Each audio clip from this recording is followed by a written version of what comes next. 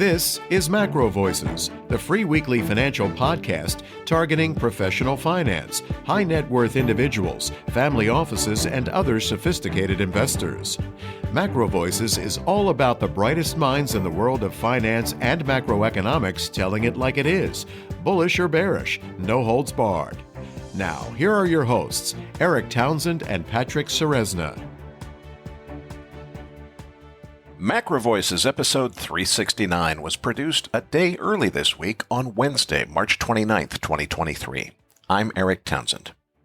This episode of MacroVoices was made possible by Respect Energy, a leading European trader of renewable energy and a one-stop shop for all green energy investors. Best-selling author, former U.S. presidential advisor, and geopolitical consultant, Dr. Pippa Malmgren returns as this week's feature interview guest.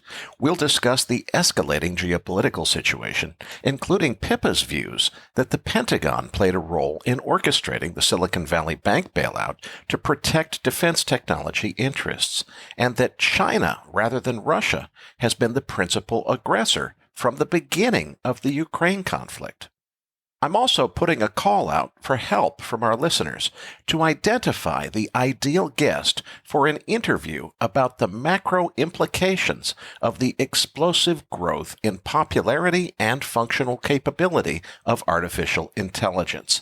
Now, to be clear about what I mean by macro implications of AI, I'm not interested in having someone come on MacroVoices just to tell our listeners what an AI chatbot is or what the capabilities of ChatGPT are. Although I do encourage all of our listeners to create a free ChatGPT account at openai.com and discover those things for themselves through experimentation. I'm also not interested in having someone come tell us how to invest in AI by buying stock in companies like OpenAI. What I am interested in is finding just the right guest to take a really deep dive on how the societal implications of AI breakthroughs will translate to macroeconomic outcomes. For example, many of the jobs that are currently performed by mid-level office workers will be obsoleted by AI, just as the need for most travel agents was eliminated by the internet. That's likely to cause a backlash from displaced workers who will correctly claim that AI stole their jobs. I would think that this would cause increased social pressure for universal basic income and calls for taxes and protectionist regulatory measures limiting the application of AI technology to protect workers' job security. I would also think that division and resentment between the haves and have-nots will increase as more and more human job functions are obviated by AI technology. Put another way, will the latest advances in generative AI create more jobs, just as advances in technology have always done in the past? Or are the advances so great and moving so fast that they will cause mass displacement in white-collar jobs and change the social contract? I'm looking for an expert guest who's already done a whole lot of thinking about the implications of AI on society and particularly on the workforce, how it will affect deglobalization, and the possible associated economic outcomes. If anyone knows who the perfect guest for that particular mission is, please email us at requests@macrovoices.com and let us know who they are and why you want to hear them on MacroVoices. Finally, please bear with us if your Research Roundup email is a little late to arrive in your inbox this week. Because we released the show a day early this week, Research Roundup emails may be delayed by a few hours after the show is released to your podcast feed. And I'm Patrick Ceresna. We are recording early this week, so the macro scoreboard is week over week as of the close of Tuesday, March 28, 2023. The S&P 500 was up 0.8%, closing at 4,001. We will take a deeper look at the S&P with the charts in the postgame. The US dollar index was down 0.1%, closing at 102.42, continues to remain weak in the post-FOMC period.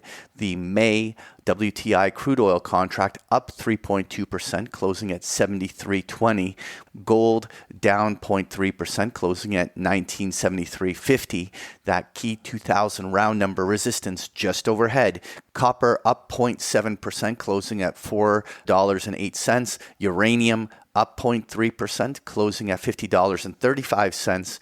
And the U.S. 10-year Treasury yield up 14 basis points, closing at 357 points. The yields retracing that extraordinary move that happened over the last month. The key news to watch, Friday we have that U.S. core PCE price index, and early next week we have the U.S. ISM manufacturing and services PMIs. This week's feature interview guest is geopolitical consultant Dr. Pippa Malmgren. Eric, why did we get Pippa back on the show this week? Patrick, Pippa has always been a listener favorite, and she really got our attention last month when she posted to her Substack blog about the increasing risk of nuclear escalation in the Russia-Ukraine conflict. We had her do a quick cameo appearance back on February 23rd, just to give us a quick update on that situation, and it's taken until now to schedule her for a full-length feature interview. Well, Eric's interview with Dr. Pippa Malmgren is coming up as MacroVoices continues, right after this message from our sponsor.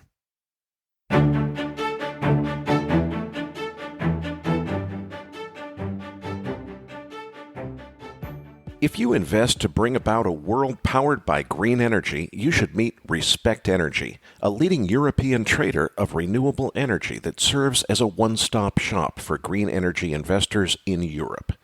Respect Energy brings together independent power producers, accredited and institutional investors holding assets in renewables, or undertaking investments in new green energy production, such as wind and solar photovoltaic power plants.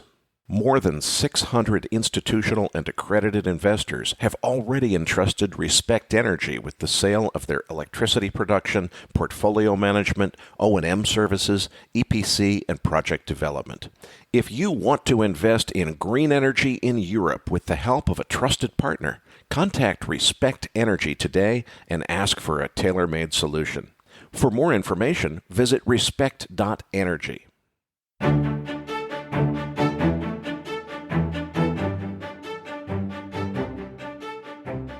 And now, with this week's special guest, here's your host, Eric Townsend.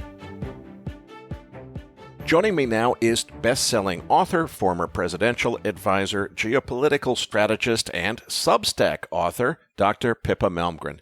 Pippa, it's great to have you back on the show. For any new listeners who don't already know this, you penned a piece way back in October of 2021, before any of this Russia-Ukraine stuff even began, saying World War III has already begun. Then, just about a month ago, you penned another piece saying nuclear escalation risk has increased substantially in recent days, which, needless to say, got my attention. We had you on briefly for a cameo appearance on a recent episode of MacroVoices, but I've really been looking forward to getting you here for a full-length interview. So let's start with that backstory. How did you know back in 2021 that World War III had already begun? What is it that caused you to say that escalation risk, nuclear escalation risk, has increased substantially recently? And where do we stand overall now? How should we understand this big picture? Is it just about Russia and Ukraine, or is it a much bigger picture than that? Well, it's great to be back, and I appreciate you giving me time to go into all these matters, and they do require time. There are no fast answers to the situation that we find ourselves in. So back in October 2021, and I hesitated at that time. I was very cautious about, putting forward that phrase that we are already in a global conflict that I think history will call World War III. But at the same time, trying to convey that this doesn't look like World War I and World War II. This is, every war is different. And so this is a technological conflict. I've been calling it the invisible war, actually, because it's not what it appears to be. So the media is totally focused on Ukraine, and there are good reasons, obviously, for that. But the driver is the media doesn't want to cover any story unless there's a human interest angle. Meaning, in very blunt terms, unless someone is dead, there is no story as far as the media is concerned. And so lots of things are happening that the public just doesn't see or doesn't clock, but they're materially important. So to back up, I wrote a book in like 2016, 2017 called Signals.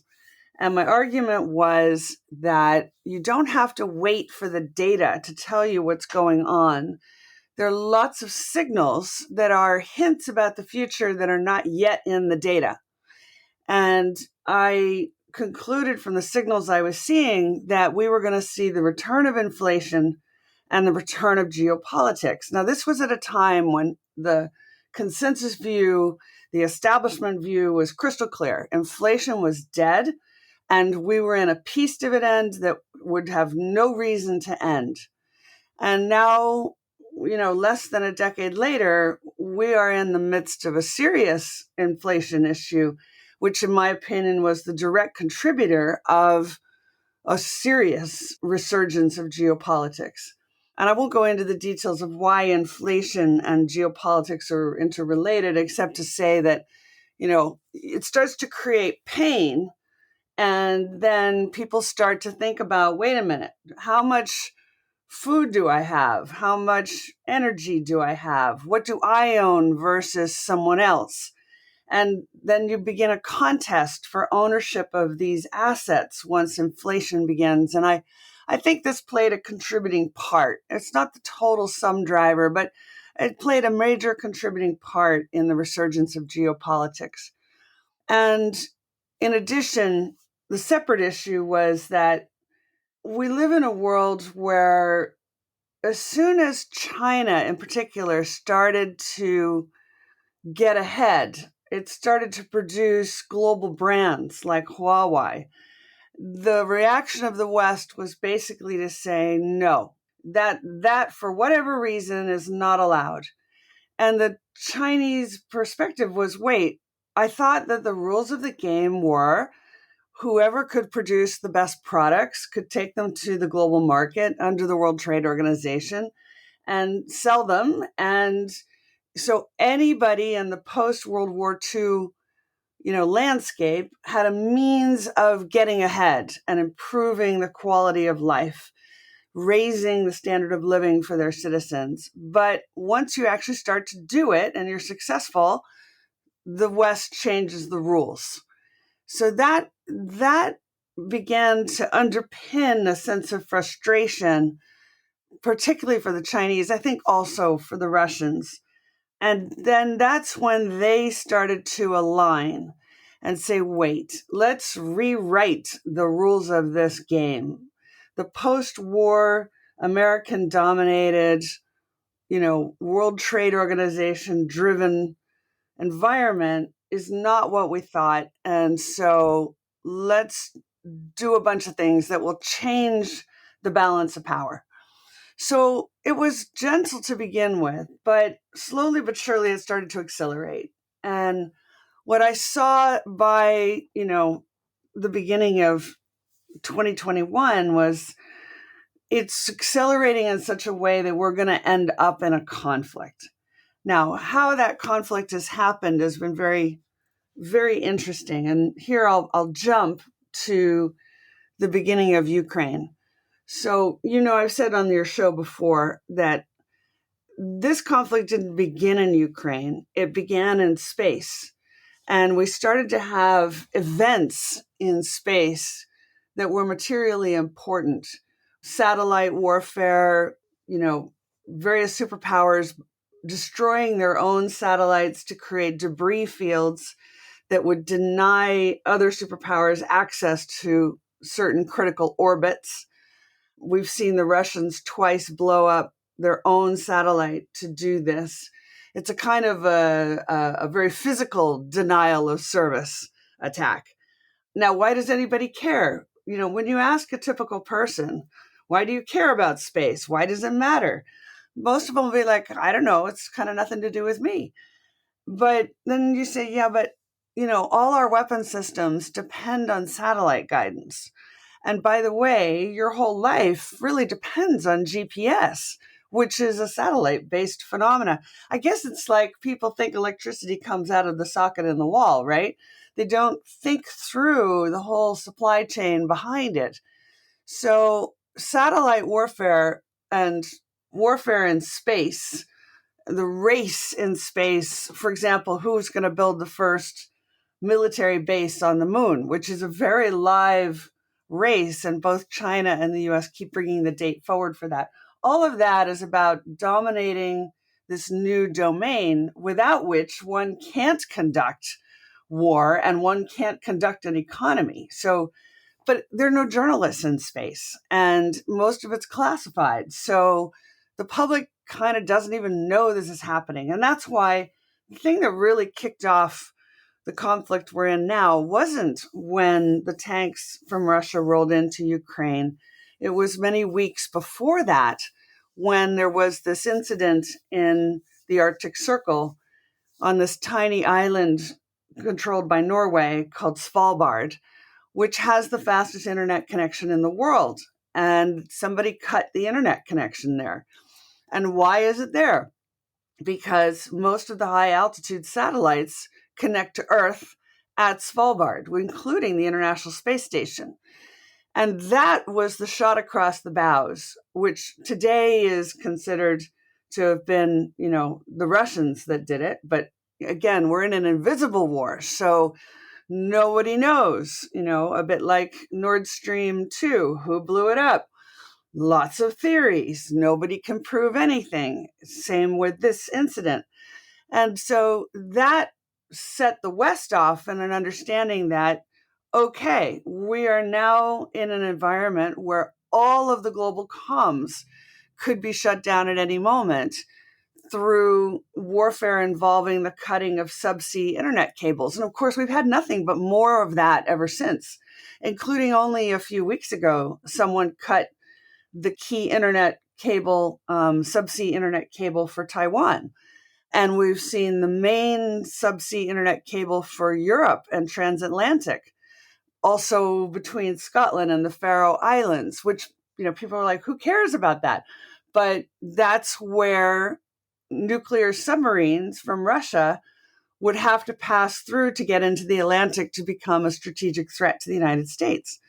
So we've seen this, and it does get reported, but nobody kind of connects the dots and says, okay, we're actually in quite a elevated confrontation here. So then let me fast forward. So then Ukraine begins.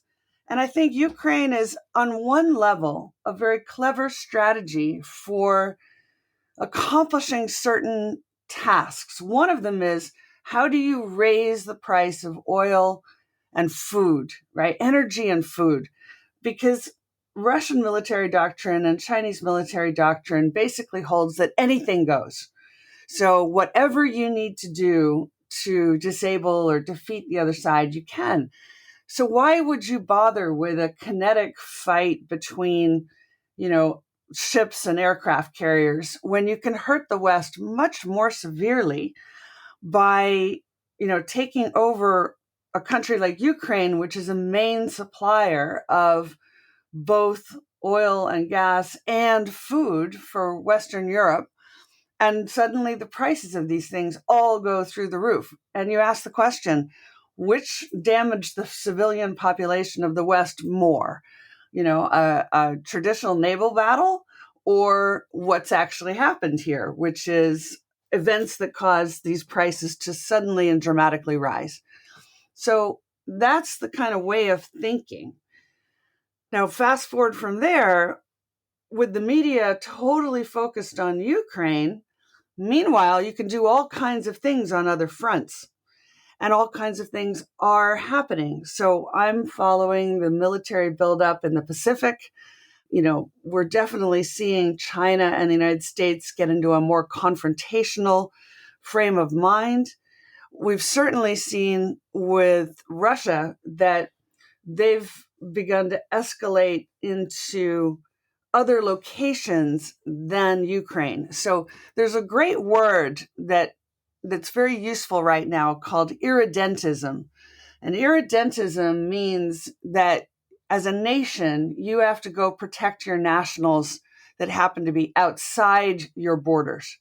And that, of course, was the original reason for rolling into Ukraine. It was to protect the Russian population from the attacks the Ukrainians were reportedly making on that population. Well, now the Russians have expanded and making that same argument in what I call the magical kingdoms. And I say that because most people haven't heard of these places. They sound like magical kingdoms, like Abkhazia and Artsakh and South Ossetia and Transnistria, Moldova, Nagorno-Karabakh. These are all locations that most people in the West are not actually familiar with, but it's the same picture. These are Russian enclaves where there is a Russian population that one can argue needs protecting. And that is what Russia's arguing. By the way, Svalbard in Norway, again, back to this Arctic Circle location, also has a Russian population, which Russia says needs protecting. So Russia starts escalating in other locations, and they start escalating when it comes to weaponry. And I'll finish with this. I know I'm going on, but there's so much detail that somehow nobody's laid out. So you kind of got to go back and say, okay, here's where things have happened. Anyway, it's become clear. I mean, it's obvious that Russia's made many nuclear threats. And all of a sudden, some months ago, the U.S. agreed out of the blue to join Russia at the negotiating table on what's called the START talks, the strategic arms limitation talks. And that wasn't about Ukraine. That was just suddenly the U.S. said, yeah, let's definitely sit down and negotiate on nuclear weapons and mutual inspections of nuclear weapons. And then that conversation very suddenly collapsed, and Russia walked away from the negotiating table.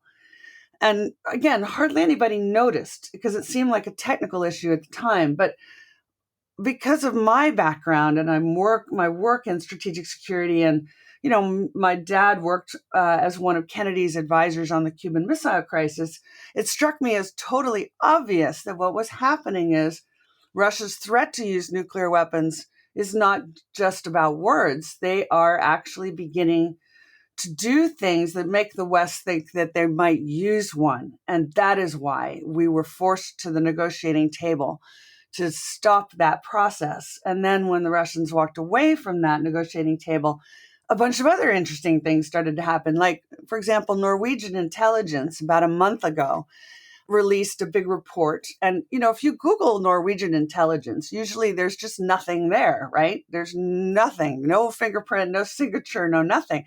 All of a sudden, the head of Norwegian intelligence, the head of the Norwegian military, all come out and say, we think that the Russians are beginning to deploy nuclear weapons outside of Russia, the implication being on submarines. And we were starting to see lots of incidents of Russian submarines going through what's called the Juke Gap, the Greenland, Iceland, UK gap. And again, that's exactly where that internet cable got cut between the Scotland and the Faroe Islands, which is a crucial component of being able to watch what's coming in and out of that gap, which would mainly be potentially nuclear armed submarines. And so the next thing, and I'll really finish with this, the next thing is every time Putin or the leadership in Russia threatened to use a nuke, China immediately came out and said no. And actually, we've just seen that again in the last week. And so what is this really about? I think it's really about China and Russia were aligned from the beginning. And Russia said, we hate the West, we want to throw a punch, we want a barroom brawl. And China said, that's a good idea, you should do that. So Russia throws the punch, which is Ukraine and more. And China got to watch what happened, which is a huge intelligence gathering exercises of extreme value. And then when Putin took it a step too far, China steps in and says no to nuclear and starts to emerge as the good guy, a global negotiator the US can begin to work with. And so I think this is really about the US and China. And Russia itself has kind of collapsed back into a pre-Peter the Great geography, because I think pretty much everything east of the Urals is now effectively controlled by China. Perhaps not actually, the border hasn't moved, but effectively, China really is running a lot of Russia these days. And so Russia is becoming kind of less important. It's more of a vassal state to China more and more. And now the real argument is between the US and China about what are the rules of the game. And the US and China are fighting on various levels: commercial, military buildup. There's a massive military buildup happening in the Pacific right now. China's using their super dredgers to build what are called stationary aircraft carriers, right? They are islands that they can build in a matter of weeks using these things. The US is building a massive new naval base south of Guam on an island called Tinian, which will be a very modernized Guam. And so that is my concern, is that we are edging into a superpower conflict, but in ways that are kind of invisible to the general public. And all the attention is on Ukraine. And people have the false hope and belief that when Ukraine ends, so does all the rest of this stuff. And I'm concerned that maybe we get to a situation where Ukraine ends and only to find ourselves in a much more serious confrontation directly between the US and China. And I think everybody in the West is trying to avert this outcome, but at the same time, they don't know what to do but escalate in response. So I'll finish there. Pippa, I want to talk about the concept of annexation next. And, people think about that word annexation. It's like when one country takes over another country, the way, for example, that Iraq annexed Kuwait and started the Gulf War. I'm not talking about that. I'm talking about annexation of a conflict, because I think that most lay people are thinking about this situation, and the way they think about it is, oh boy, what if China decides to take Russia's back? And what if China provides Russia with some weapons so that Russia can continue to fight its conflict with Ukraine and, by extension, with the United States, so that China is giving some arms support to Russia while Russia fights its own conflict? I'm not talking about that. I'm talking about, Pippa, what if China essentially annexes the conflict with the United States and says, look, Russia, you guys are in trouble. You kind of botched this in a few ways. We're taking over. Get out of the way. United States, you're dealing with us now. You want a conflict with a global superpower? Russia was, there's global nuclear superpower, but they're nothing compared to what we could do to you, and we've had enough of your shit. We're taking over this thing, and first of all, is that a realistic concern? And second of all, fill in the blank. We're taking over this thing, and what would China's demand be if they were to really step in and say, we're top dog now, we're Putin, get out of the way. Xi is going to take this thing forward from here. We're going to deal with the United States. What would China's agenda be with the United States at that point, if that happened? And before we even get there, is it even realistic for my scenario to play out where China essentially annexes the conflict and takes over? So I would put it very differently from that. And I would say this has all been China's strategy from day one. Oh, so you think China called up Putin and said, hey, we got a plan and this is what we want you to do for us, and that's how this all came about? You don't even have to do that. You know that Putin is angry and that he wants to do something, and you say, what a very good idea. You should do that, right? Like, it's the Chinese, particularly Xi, he is a strategist. And yeah, I think that he sees Putin as a useful a useful tool for provoking the West in order to destabilize things in a way that are advantageous ultimately for China.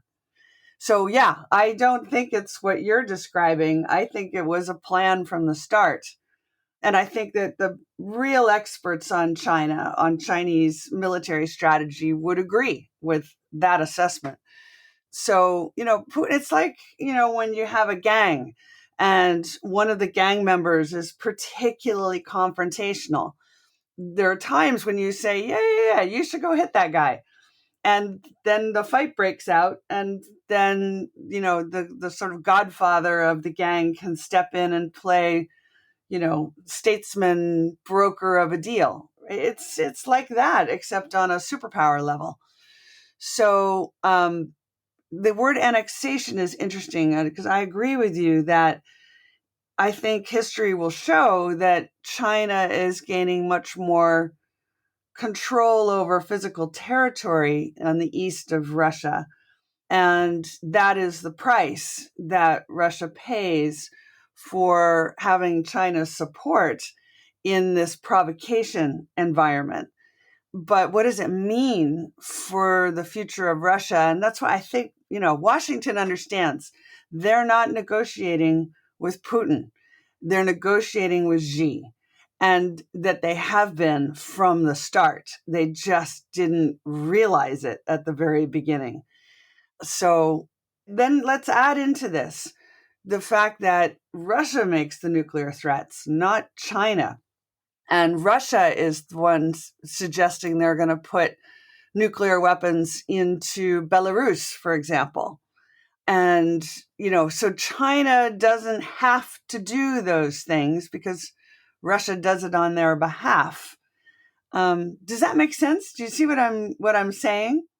I do. So, as I now understand your perspective, it sounds like what you're saying is China plays good guy here. They pretend, hey, look, we're the ones that are trying to broker peace. We're just trying to help the world out. The United Nations ought to thank us for being the good guys in this story. We're trying to broker some peace between Russia and Ukraine and the United States. And in reality, you're saying, Pippa is saying that really China was the original provocateur who whispered in Russia's ear, or maybe even didn't need to, and just said, let's let them start the fight that we want to see fought, so that when the United States takes a swing and hits back, it's aimed at somebody else, not at us, even though we kind of started it. Absolutely. And yeah, again, think about the intelligence gathering elements of this. It's incredibly valuable. And also, let's add that, the US is also accelerating the nuclear threat for China.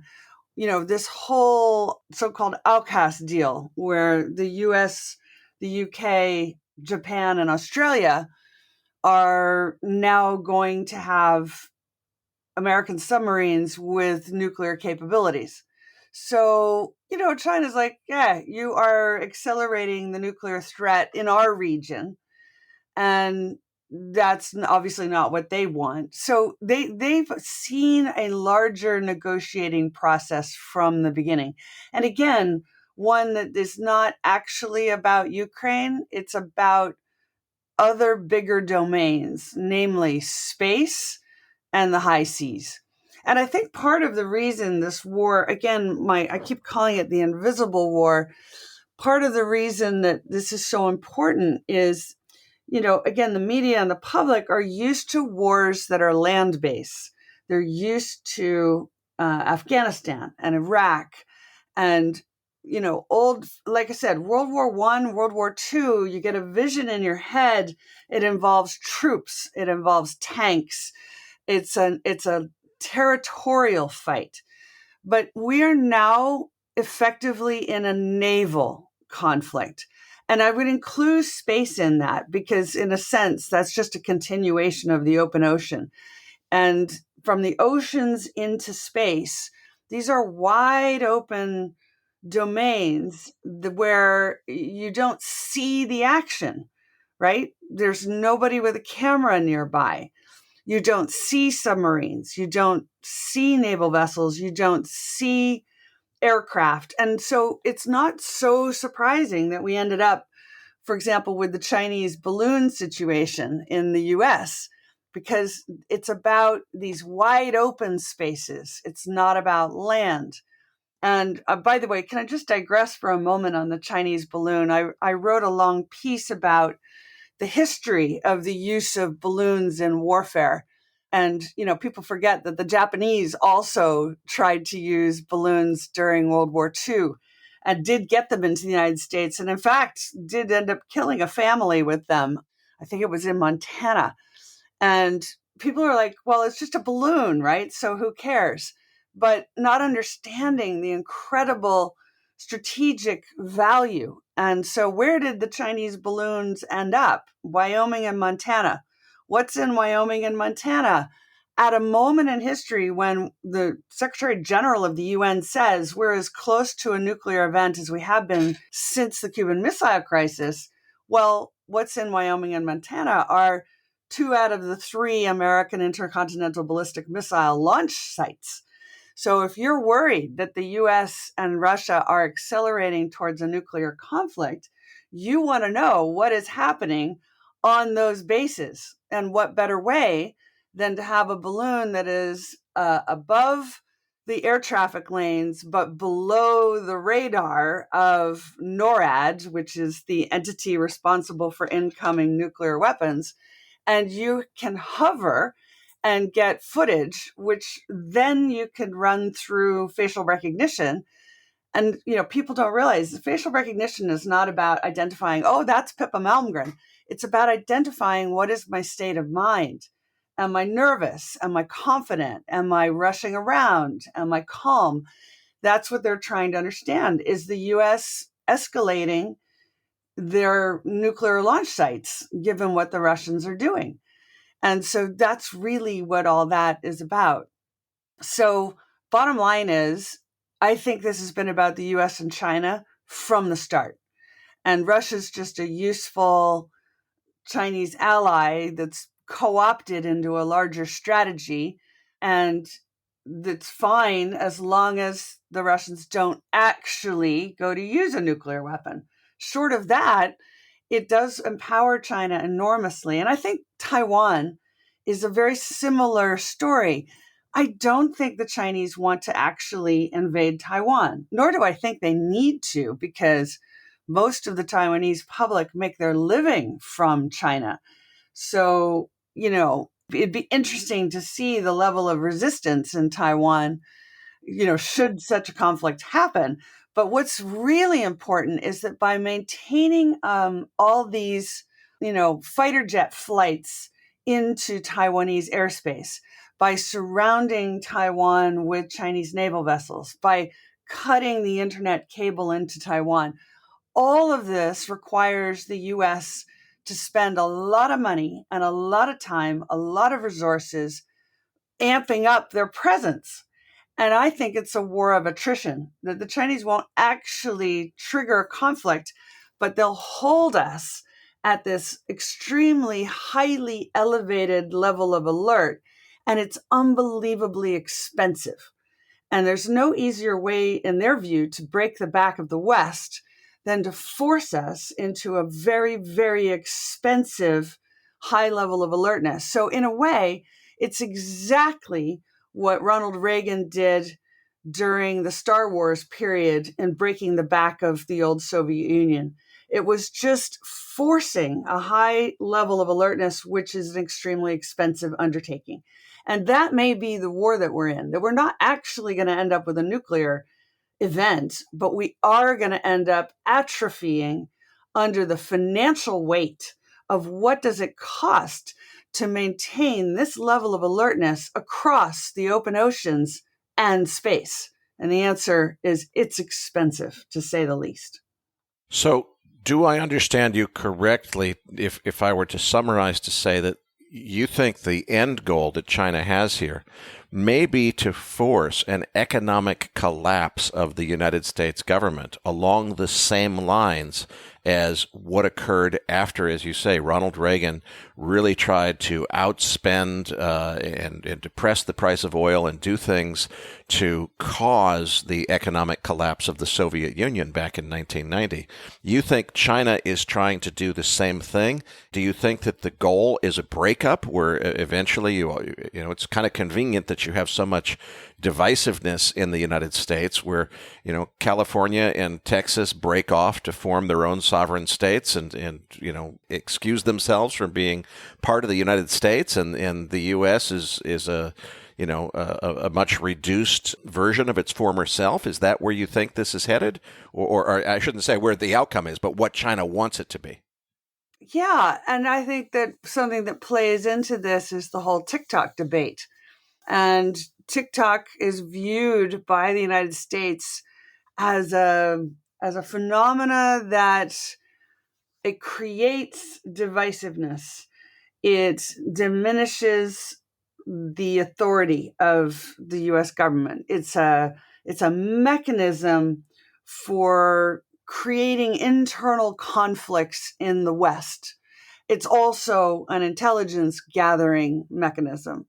But this is part of the reason that suddenly TikTok is, in the news. And I'm like, I've again, over the years, I've written about how is it we went from, aircraft carriers being the military issue to TikTok, children's games. And the answer is because in a digital world and in a digital war, opinion becomes part of the war zone. And how do you influence opinion? Well, there's no better influencer of public opinion than TikTok. I mean, you could even go so far as to say that the Chinese balloon over the US was the ultimate staged TikTok event. And what did it do? It totally undermined confidence in the US authorities, who ended up saying, well, actually, we've had these for several years.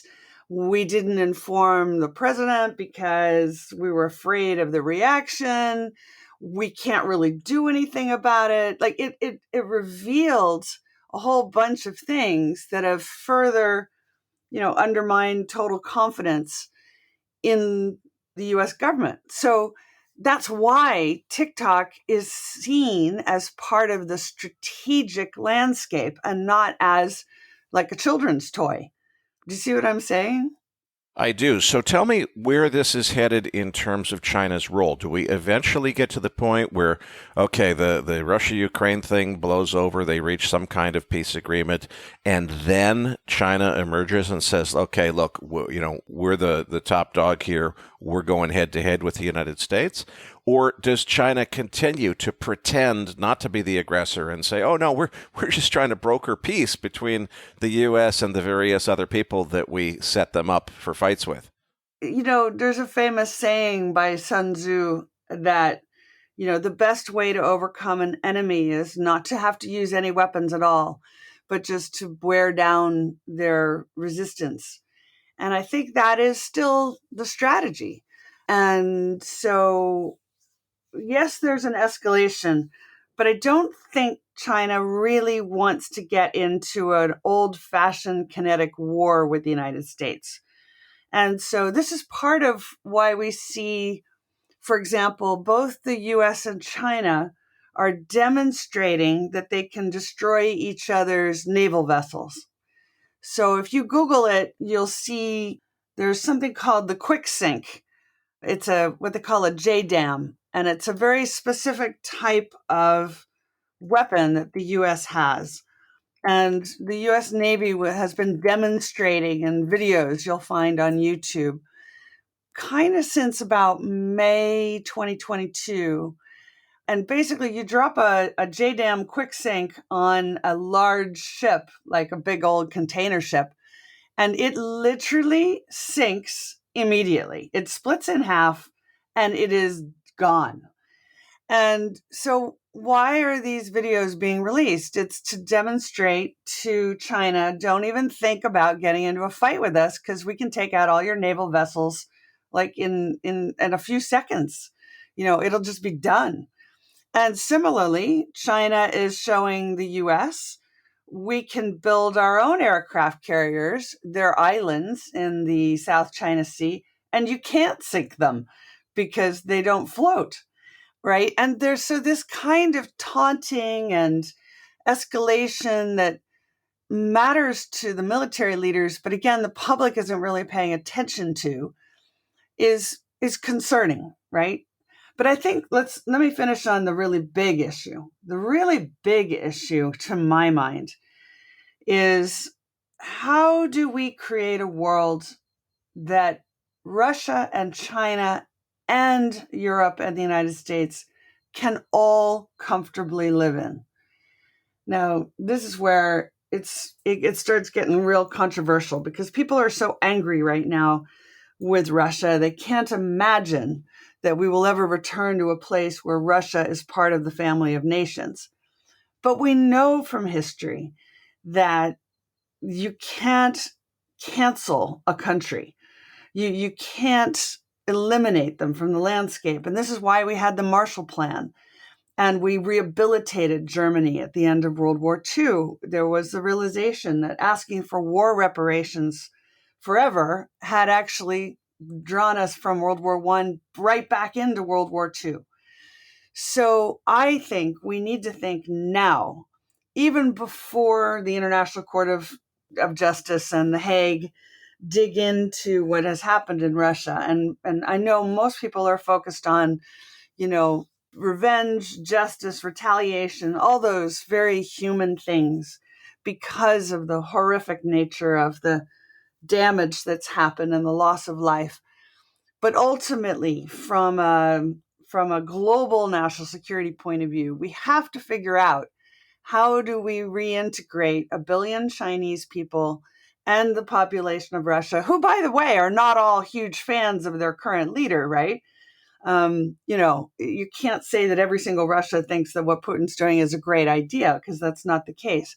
But how do we reintegrate them so that they have a better economic future, a higher standard of living and future, which means they don't want to fight? And frankly, in the West, how do we guarantee a better economic future for our own citizens so that we don't have such internal divisions? And I think this is where the brightest minds now of our generation need to go. And given that this is a technological war rather than a traditional kinetic war, a lot of people from the tech sector are being effectively drafted into this cause because it's whoever has the better algorithm, whoever has the better communication system, whoever has the fastest, most effective supercomputers. These are all tech projects. And by the way, this is one of the reasons that when Silicon Valley Bank blew up, who stepped in to start providing capital? It was the Pentagon. Why? Because the way you win this fight is through technology. So in that sense, I've argued we're all combatants now. We're all involved. This line between military and civilian is totally blurred in the World War III scenario that I'm describing. And I think all of those people understand there is no winning as in the defeat of an opponent. There is only coming to a solution that just allows everybody to stop fighting and go back to the fundamental business of how do we create a higher standard of living for everyone. But right now, it can't even have that conversation because, immediately people start throwing around words like you're an appeaser. And I'm like, wow, this is so interesting because I can at times be described as a neocon and at times as a appeaser. And what I find is no one is willing to have a rational conversation about what is really going on and what is the end game. What is the result that we want? Do we really want to have this escalate into a we can defeat you? And is that true? Can we defeat opponents in this modern technological world? Ultimately, will you end up back at a nuclear confrontation? nobody wants to go there. This is not the way we want the future to be. So what are your other options? Even if you were to, quote, defeat the enemy, okay, then what? What are you going to do with the result? So, even if we end up in a situation where President Putin is hauled up in front of the judges at The Hague, which no doubt would satisfy many people, we still have this question: how do we bring all the bright, switched on Russians and Chinese into a world where they too can have a better economic future? So, as an economist, I see that the end game for all this strategic security problems is to get back to something like the line of thinking we had at the end of World War II. And we shouldn't have to wait for a major conflict to get back to that thinking again. We should use that Marshall Plan type thinking to avert that kind of catastrophic outcome. Please elaborate when you say Silicon Valley Bank was bailed out by the Pentagon. That's clearly not the official story. It was supposedly the Fed and Treasury that did that. Do you have some inside scoop, or is this another example of it being unclear who the combatants are? Well, like here, I'm literally Googling it as we're talking from 4 days ago from Defense News. There's a headline that reads, SVB demise drew quick response from Pentagon, particularly the Defense Innovation Unit, right? So why? Because the Defense Innovation Unit understands that these are all their partners for building the technological infrastructure that's required to deal with modern conflict.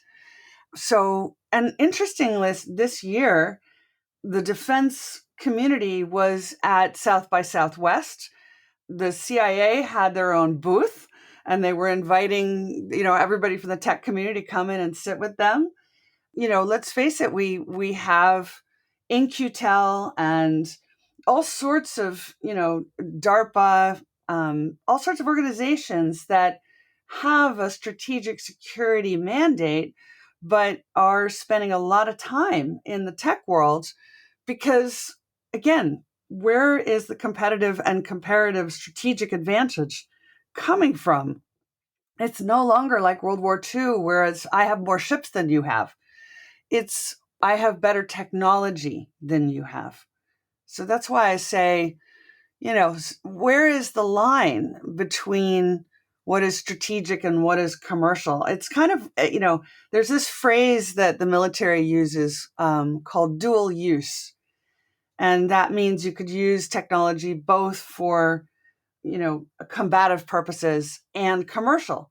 And I look across the landscape as someone who's been very involved in tech across a lot of different sectors, but also in the security world. And I'm like, what isn't dual use? What isn't? Everything from new materials to biotech, communications, like every single thing can be used either for commercial purposes or for combative.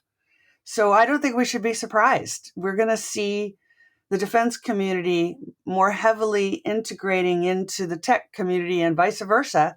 And it's already begun both for China and for the US, which is why, by the way, the US is banning so many Chinese tech companies and why the Chinese are building a new strategy they call the Little Giants. Have you heard about the Little Giants? No, I don't know anything about the Little Giants. Okay. Well, the Little Giant strategy is that China creates probably 3,000 companies in China that form part of the core supply chain for key technologies. And they are aligned with the government. So their objective is not just to make a profit, it is also to serve the interests of the nation. And so their strategy, it seems, is to integrate those sort of faceless, unknown companies into the global supply chain. And then you wake up one morning and suddenly you can't get some critical component that is required. Or the components you're using end up being Chinese and either send data back to China or don't function when they should. Like they've even found Chinese parts in the F-35. And you're like, wait, how did that happen? How did they get there? Answer, the little giant strategy is very effective. So this is, again, it's a commercial warfare that I'm describing that I think is very real and very important to understand and not very well understood. Pippa, I can't thank you enough for a terrific interview. But before I let you go, I want to talk about your Substack blog, which is DRPIPPAM, Dr. Pippa Malmgren, .substack.com. This is really, I every time it comes up, I can't wait to read it. But it's really kind of transformed as all this conflict has happened.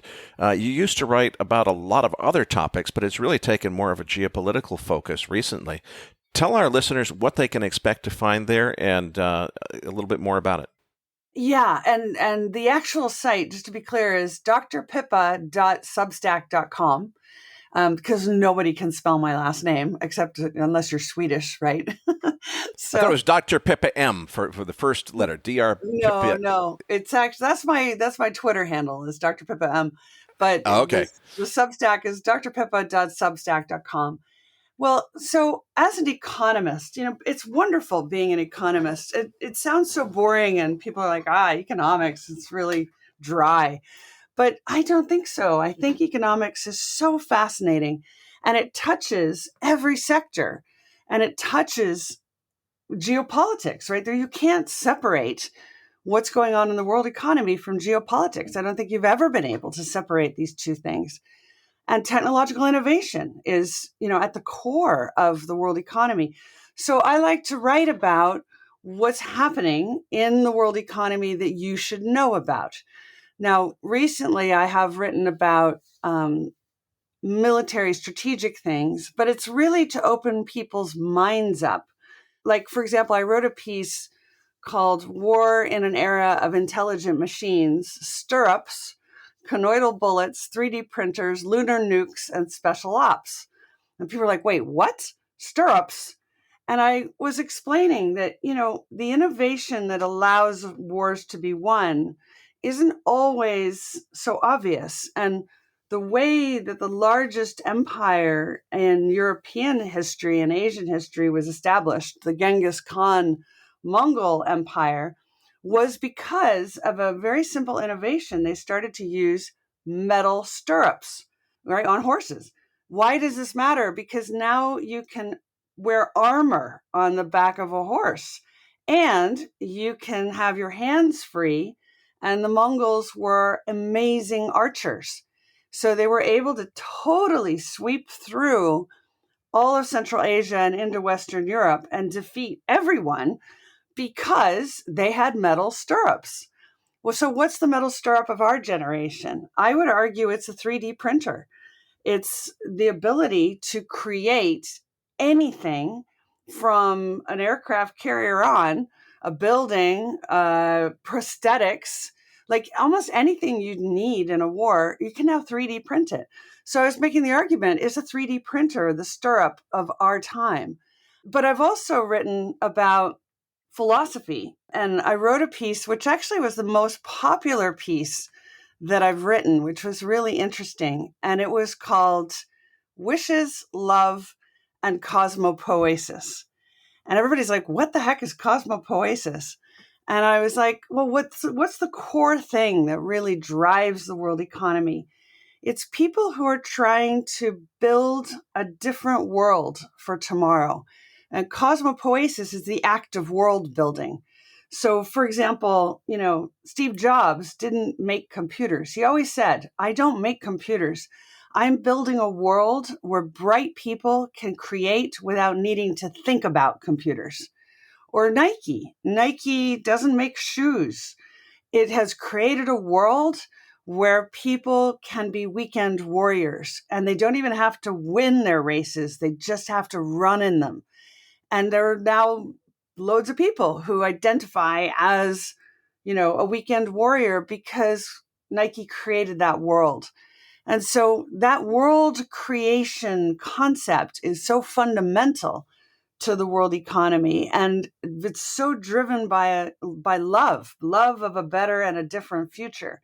So it's not only writing about strategic security, it's writing about all aspects of what is this thing, the world economy, and how do we interface with it in a really positive and productive way. Patrick Ceresna, Nick Galarnik, and I will be back as MacroVoices continues right here at MacroVoices.com.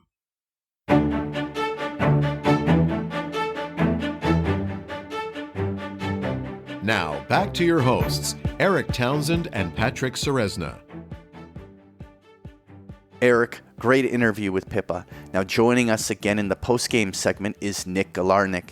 Now let's get to that chart deck. Listeners, you'll find the download link for the post-game chart deck in your Research Roundup email. If you don't have a Research Roundup email, it means you have not yet registered at MacroVoices.com.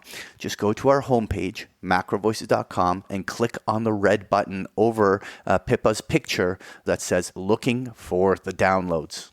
All right, Eric. Let's start by covering crude oil. Because we're releasing this show on Wednesday instead of Thursday this week, I don't have access to the EIA inventory data. API, however, reported a massive 6 million barrel drawdown. That would be the biggest drawdown since Thanksgiving of last year. So if that is confirmed by the official EIA report on Wednesday, it could very well lead to a continuation of the rally that we've seen over the last couple of days. Renewed upside momentum on Monday took us back over the short-term moving averages. Really looks, if you take a look at the chart, like, oh boy, it's game on. Maybe the bottom is in for crude oil. We're finally taking off again. I think the reason for that, though, is banking crisis fears are easing. And my question is, how long is that going to last? I'm not convinced that the banking system is as stable as everybody wants to believe that it is. So if the banking situation resurfaces, I think it could take crude oil back down with it. And how many times has this market given us bull traps? So we're just about at the right level for the market to roll over again if it's going to. I don't necessarily think that it will if we really have seen the worst of the banking crisis, and particularly if some of the supply concerns start to hit the tape. Maybe the bottom is in, but I'm not going to bet on it quite yet. We also have OPEC meeting next week, but so far there have been no hints of any quota changes, so I don't expect any big changes there. Yeah, Eric, on page 2, I have that crude oil May 2023 futures contract. And what I have here is the volume by price showing where the majority of the overhead resistance lies based on where the volume traded, as well as the 50-day moving average. And so what we had was earlier in March, a big breakdown in crude that saw us hit down that $65 level. And since then, we've been bouncing. But in technical analysis, what were previous supports and lows become overhead resistance when approached again. And while certainly it's been a strong $9-10 push off of the lows in a span of a week or two, but the real tell for whether this is meaningfully turned is what the price action does right here, right now. If the bulls are serious about making a meaningful turn on this, we should see a solid punch back into the high 70s and a consolidation up there to really signify that the breakdown that we saw here in March was just simply a liquidity-driven short-term event that is now having oil restabilize in an area that will give an opportunity for a much more bullish reaction.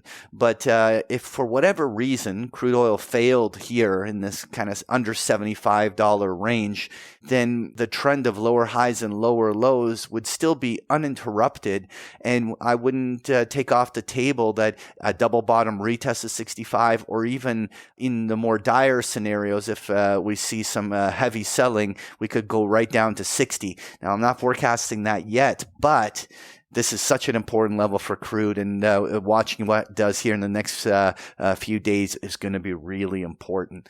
Nonetheless, let's move on. On page 3, I have the S&P 500. And, well, Nick, I want to bring you on here. It's a really interesting price action in the S&P. Let's start off just talking about the levels.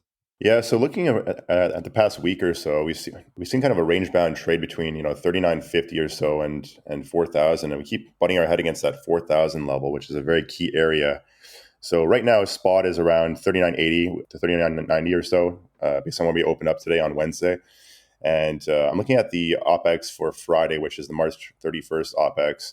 the implied move based on the straddle for that OPEX is 60 points in either direction. So the upper expected move would be around 40.40, and the lower expected move would be around 39.20 or so.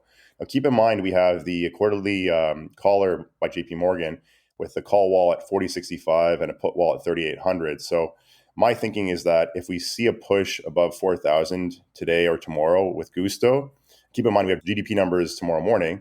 We could easily push to 40.65 area by Friday, and then past that next week, it's possible we push a bit higher because in the short term, it seems that the Fed has kind of alleviated the fears of any more bank collapses. So looking at again this week, key support 4,000. If we break above that, then I'm bullish to 40.65 or so. If we fail that area, I think we could push back down to around 3,900 or so. And that would be my area of support to look at going forward. Nick, I have to completely agree with that trade range. The 39.50 is also where on page 4 we can see is the 200-day moving average as well. Of the highs of March were all coming along where that call wall is. So this trade range has been in place for a while, and it may very well continue in the days to come contain the price action. What will be really interesting is whether or not the bulls prevail. I mean, the bears had a shot at this when we had those regional bank failures, huge fear surges in investor sentiment, and suddenly there was the conditions for a market breakdown, yet the market didn't break down. And so if we see all these fears alleviated, it does allow a reflexive rally to occur in the market. It'll be really interesting to see whether we can break those highs, because if we're north of 4,100 come next week, then the window really opens up for 42 or even 4,300 on the upside. Overall, I think that while the markets do have a lot of stress points that they have to deal with in the latter part of the year, but maybe there's a real chance we go higher before those risks really prevail. Nonetheless, I want to talk of NASDAQ, which has actually continued to be very, very strong on a relative basis. What are the levels on the Qs? Yeah, so looking at the Qs, I noticed this week that tech's been a bit weaker than the broad market.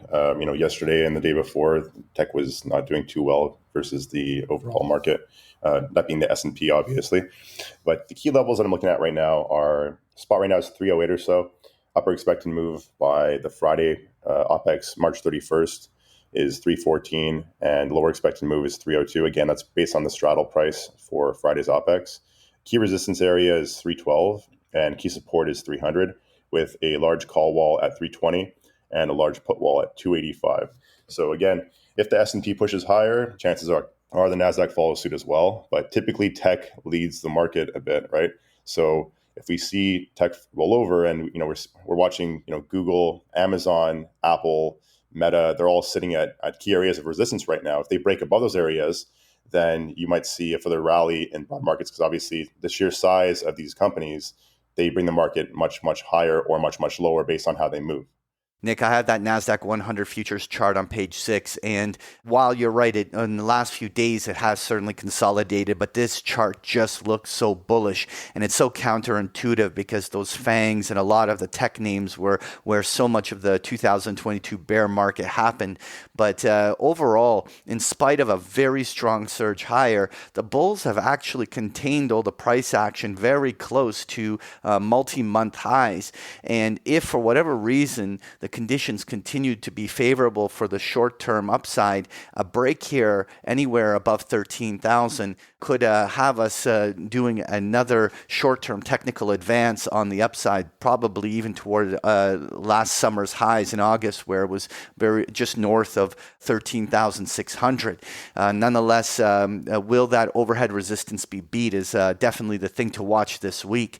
On page 7, though, we have the VIX, and the volatility index back in March, when the first crack happened in the regional banks. The VIX went skyrocketing up to the 30 level. But here we are again in the teens. Just like that, volatility is right back to the bottom of that trade range. What levels are you watching? Yeah, again, I've been watching the VIX, and I mentioned in the past few months that the key areas are 20 and 25 or so, right? So we broke below 20 short term. We're at 19.34 spot, which it's about 1.25% moves in the broad market on a daily basis. Seeing suppression in the VIX leads me to believe that, again, if the bears don't really have much ammo in the short term, and we're going to see more upside, as I said, on SPX and the Qs. But again, if we get some kind of news event that comes out of nowhere, another bank failure, for example, that could cause a huge spike back to 25 and possibly even higher to 35 or so, which would cause a decline in the broad markets as well. Now on page 8 here, we have the US dollar index. What's your thinking here? Well, Nick, we had a breakdown on last week's FOMC, and really the dollar has just continued to remain very weak. Now, at this stage, it's on the table for a full retest of its previous lows as the euro and even the pound sterling continue to edge higher. What continues to be interesting is the Japanese yen continues to seem to almost decouple from this and is not staying in that bigger correlation. But right now, so long as those European currencies continue to show this kind of short-term strength, the dollar index going for a double bottom retest at 101 really does feel like the path of least resistance. Now on page 9 here, we have gold futures. What are you guys thinking here? We're struggling to overcome round number resistance at 2,000, and we just had the futures contract roll. There's a lot of contango in that contract, so that's going to help it by a few dollars to get closer to that 2,000 number. I'm still bullish, but there's plenty of room in this trading channel for a deeper correction before the bull trend resumes. The key will be closing and then staying over 2,000, the round number resistance, for a few days. When that happens, that's when you could expect to see a big upside move start to take off. The next big technical levels to test after 2,000 would be the March 2020 high at 2080, and then the 2020 all-time high at 2092. The upper trend line on the price channel, though, doesn't really get up to that 2080 level until around April 19th or so. And, to get up to 2092 would be a couple days after that. So I wouldn't be surprised if we consolidate here for a couple of weeks before we see the next leg higher. But I do still expect eventually that we're moving higher. And I think that if we are able to break to new all-time highs, could be the beginning of a really big move up, especially if this banking crisis resurfaces and or if the Fed is forced to cut interest rates. But let's not forget that the 2020 high was on the back of the biggest stimulus in history at the height of pandemic fears. And the 2022 high was on the invasion of Ukraine with talk of nuclear escalation in the air. That means that these levels should offer plenty of resistance before the market eventually works its way through them. So I won't be surprised if, by the 1st of May, if we get up and test those levels, but I'm not expecting to break out to new all-time highs overnight. I think it's probably going to take a while to get through some really tough resistance up there around 2080 to 2092. Yeah, Eric, I agree with your consolidation idea, but so far the consolidation has been more sideways than it has been downwards. The fib zones lie toward 1900, and I would still view that as a tactical place to be looking for buy on dips. But the question is, will gold even give that? Overall, we have to respect that the prevailing uptrend is the dominant one, and what doesn't even show on this chart is that we are just a stone's throw away from decade highs, if not all-time highs. And really all we need is one real good bullish catalyst, and that round number 2,000 resistance up above can get beaten and create a feedback loop that will drive potentially solid gold flows for even weeks or months to come. The big question, will it? And that's certainly the thing to watch. Right now, definitely the bulls have trend in their favor. We are consolidating here, but so long as old dips continue to be bought and the trend remains intact, more upside in gold remains my bigger bias. Folks, if you enjoy Patrick's chart decks, you can get them every single day of the week with a free trial of Big Picture Trading. The details are on the last pages of the slide deck, or just go to bigpicturetrading.com. This episode of MacroVoices was made possible by Respect Energy, a leading European trader of renewable energy and a one-stop shop for all green energy investors. Patrick, tell them what they can expect to find in this week's Research Roundup. Well, in this week's Research Roundup, you're going to find a transcript for today's interview, as well as a link to the chart book we just discussed here in the postgame, and a number of links to articles that we found interesting. You'll find this and so much more in this week's Research Roundup. Well, that does it for this week's episode. We appreciate all the feedback and support we get from our listeners, and are always looking for suggestions on how we can make this program even better. For those of our listeners that write or blog about the markets and would like to share that content with our listeners, send us an email at researchroundup@macrovoices.com, and we will consider it for our weekly distributions. If you have not already, follow our main Twitter account @MacroVoices for all the most recent updates and releases. You can also follow Eric on Twitter @EricSTownsend, that is Eric spelled with a K, and follow Patrick @PatrickSeresna. On behalf of Eric Townsend, Patrick Seresna, and myself, thanks for listening, and see you all next week.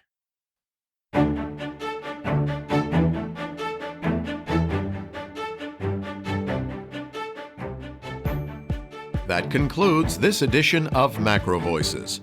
Be sure to tune in each week to hear feature interviews with the brightest minds in finance and macroeconomics. Macro Voices is made possible by sponsorship from BigPictureTrading.com, the Internet's premier source of online education for traders. Please visit BigPictureTrading.com for more information. Please register your free account at MacroVoices.com. Once registered, you'll receive our free weekly Research Roundup email containing links to supporting documents from our featured guests and the very best free financial content our volunteer research team could find on the internet each week. You'll also gain access to our free listener discussion forums and research library. And the more registered users we have, the more we'll be able to recruit high-profile feature interview guests for future programs. So please register your free account today at macrovoices.com if you haven't already.